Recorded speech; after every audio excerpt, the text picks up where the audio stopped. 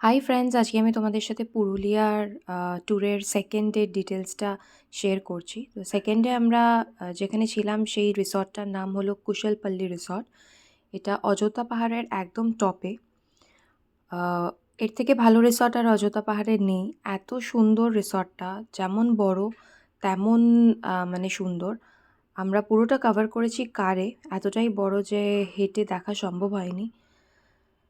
তো ভেতরে indoor activities ছিল, যেমন কি পুল ছিল, দেন টেবিল টেনিস ছিল, ক্যারাম ছিল।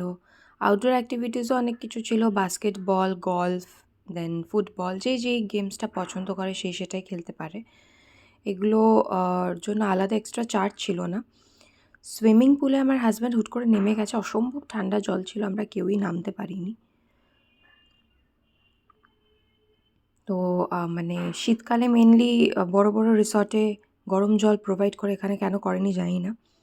আরহান টেবিল টেনিস আর ব্যাট বল নিয়েই বিজি ছিল, বাট ছোটোদের জন্য একটা আলাদা প্লে জোন ছিল যেখানে কিছু কিছু ছোট ছোট রাইডস ছিল। বাট আরহান তো অনেকটাই ছোটো, ওকে স্লিপে আমরা ওঠাই না, ভয় লাগে যদি পড়ে যায়। ওর পাপা ওকে এই দোলনাটাই চড়াচ্ছিল।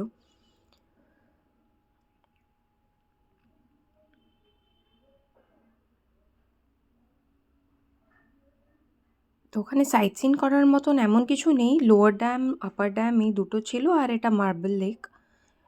তো মানে তেমনভাবে সিনিক বিউটির জন্যই এটা মেনলি ফেমাস। আদারওয়াইজ ঘোরার জায়গা যে খুব দেখার কিছু আছে সেটা নয়। তার জন্য আমার হাজব্যান্ড রিসর্টগুলো ভালো চুজ করেছে যাতে আমাদের বেরোতে না হয়। আর এইটা নাইট ভিউ, দেখো লাইটগুলো জ্বালিয়ে দিয়েছে, আরও সুন্দর লাগছিল দেখতে।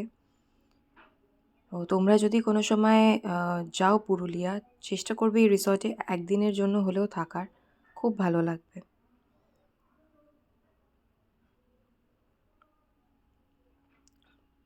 পরের দিন যখন আমরা চেক আউট করছিলাম তখন এরা একটা ছোটো পারফরমেন্স দিয়েছিল। এটা ওদের মানে কালচারাল একটা মানে folk dance. Mainly Purulia Chhau ডান্সের জন্য পপুলার, বাট আমরা সেটা দেখতে পারিনি। আশা করি তোমাদের এই ব্লগটা ভালো লাগলো। Stay tuned, bye bye.